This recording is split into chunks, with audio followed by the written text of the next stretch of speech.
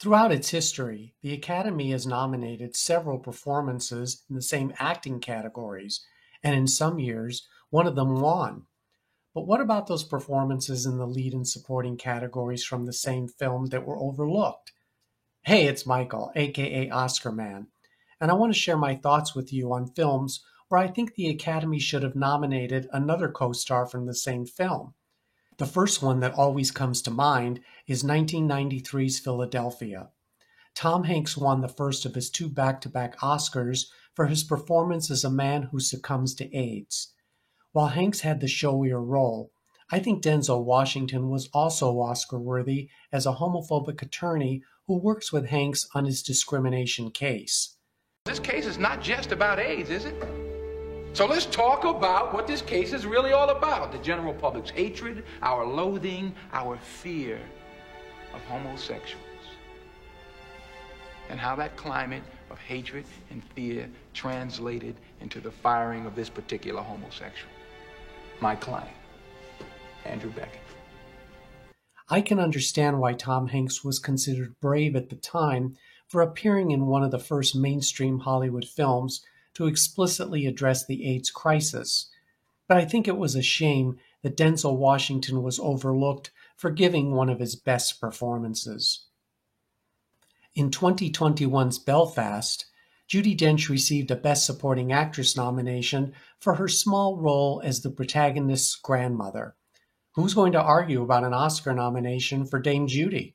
Except that the more deserving nominee was Katrina Balfe as the mother. Balfe was on most of the nomination lists that year, including the Golden Globe, SAG, Critics' Choice, and BAFTA awards. I think she should have been nominated. Play wherever the hell they like. Because everybody knows them. Everybody likes them and everybody looks after them. If we go for the water, then people's not going to understand a word we say. And half of them, they take the hand out of us for sounding different. I guess the Academy couldn't resist honoring Dame Judi with another nod, though I think Balfe was a rightful nominee. Another actor who had the showier of two lead roles was Dustin Hoffman in 1988's Rain Man. Believe it or not, I would have also nominated Tom Cruise for his performance as the brother. While I'm not the biggest fan of Cruise, I believe he was the right choice for this role instead of the actor who turned it down. But like Tom Hanks in Philadelphia, Dustin Hoffman received all the attention from the critics and he swept the year's awards. Interestingly, the late Gene Siskel said, "The strength of the film is really that of Cruise's performance." And of course, the greatness, I think, is Cruise's performance. I think this is his best role today. Yes, it is, yes. I mean, it may be risky business, but that's another kind of picture. In no way am I claiming that Hoffman's character was not challenging to play. I just believe Cruise had the more difficult role because caregivers are called upon to sacrifice so much to provide support and strength to family members with disorders such as autism. Ray? Ray! Ray! Yeah.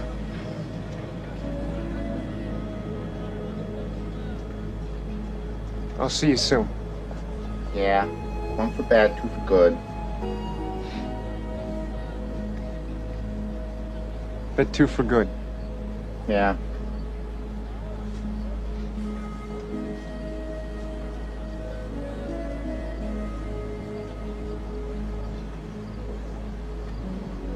Of course, 3 minutes to Wapner. You'll make it. That's why I think it may have been easy to overlook Cruise's excellent performance and instead award Hoffman his second Best Actor Oscar. Here are several more examples of films in which another actor should have also been nominated, or in some cases, replaced the one who was. Peggy Wood was nominated for Best Supporting Actress in 1965's The Sound of Music, but what about Eleanor Parker as the Baroness? Jack Albertson won Best Supporting Actor for 1968's The Subject Was Roses in the role he originated on Broadway. but I think Martin Sheen, who also recreated his Broadway role, was even better. In 2010's The Kids Are All Right, Annette Bening scored a Best Actress nomination. As her partner, Julianne Moore was equally deserving. Sidney Poitier had 2 opportunities at a nomination with his co-stars in 1967, one being Rod Steiger, who won Best Actor for In the Heat of the Night, and the other being Spencer Tracy, nominated for Guess Who's Coming to Dinner.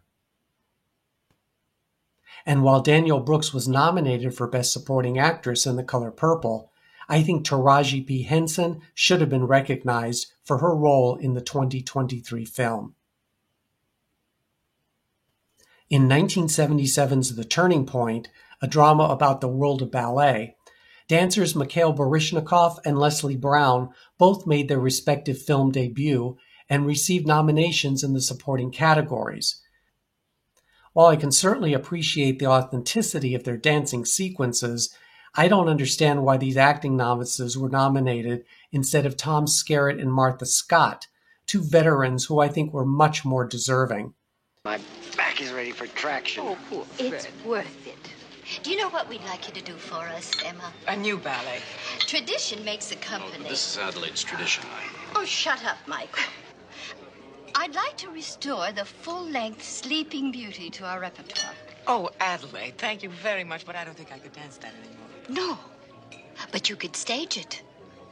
Oh, you know it inside out. It'd be fun, a new challenge. She'd do it beautifully, don't you think so, Michael? Mm-hmm. I had to prove it too. So I let you ruin your career. Well, I saddled you with a family to support you. Could have been something you could have done.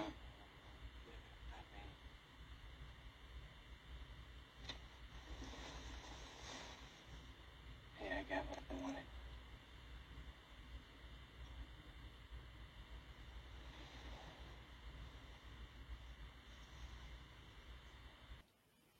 What's interesting is while the Academy showed respect for the world of ballet in choosing the performances by the 2 genuine ballet dancers, The Turning Point lost all of its 11 nominations.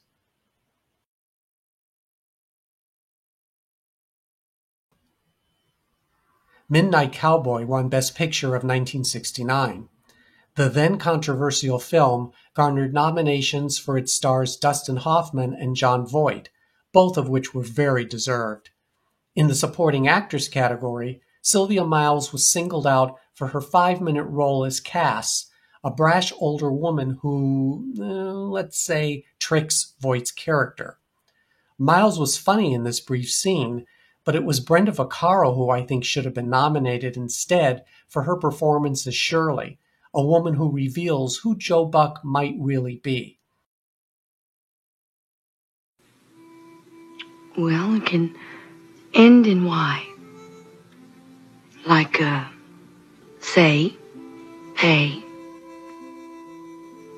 lay, hey, pay, lay. Okay, cut it out now. That's enough. You're teasing me so I can't think.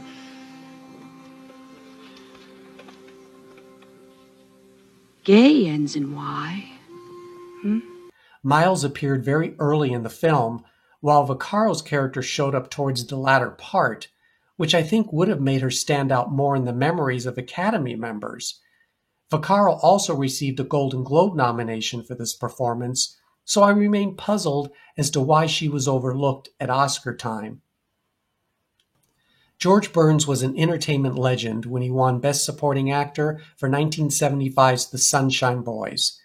His was a popular win, one of the many sentimental/career Oscars which the Academy has bestowed over the years. And while I can understand why the industry wanted to honor Burns for a lifetime of work, even though most of it was on television, it was Richard Benjamin's Golden Globe Award-winning performance as a talent agent that should have been nominated in the Supporting Actor category. Tomatoes is not funny. Lettuce is not funny. You've explained that to me since I was 5. Look, I've got to get back to the office. Cucumber is funny. I'm getting cold out. I'm going to give you money. I want you to take your tab. Tab is funny. Are you listening to me? Cockroach is funny. Not if you get him, only if you say him. Will you listen to me? Hey, little respect. How about some respect for me? I'm a human being, too. An actor in dozens of films and television shows, as well as a director, Richard Benjamin remains an underrated and, I feel, underappreciated talent. There's one more performance I want to discuss, but first, please allow me to take this opportunity to offer my thanks and appreciation to each of you for being a part of this channel. I say this in every video because I mean it. I read all of your comments, and I respect the time and effort so many of you have taken to express the passion we all share about the Oscars. After this video concludes with a special message to you from an Oscar winner, I ask that you kindly hit the like button, and if you haven't already, become a subscriber and join our friendly community. I post a new video every week, along with a daily poll where your vote counts. 1974's The Godfather Part II was one for the record books. It was the first film sequel to win Best Picture.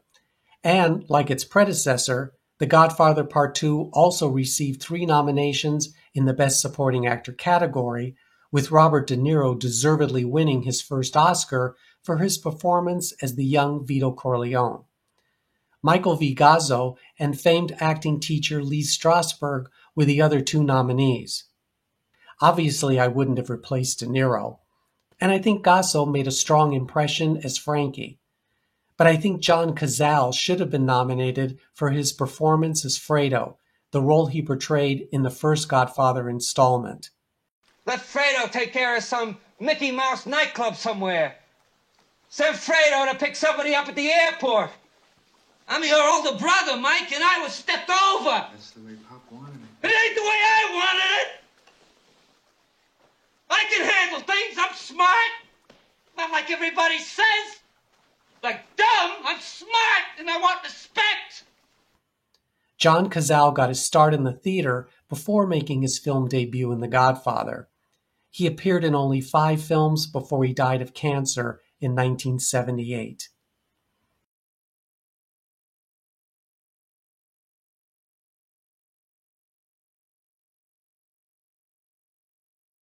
So, which performances from the same films do you think were as Oscar-worthy as the ones nominated by the Academy, and why?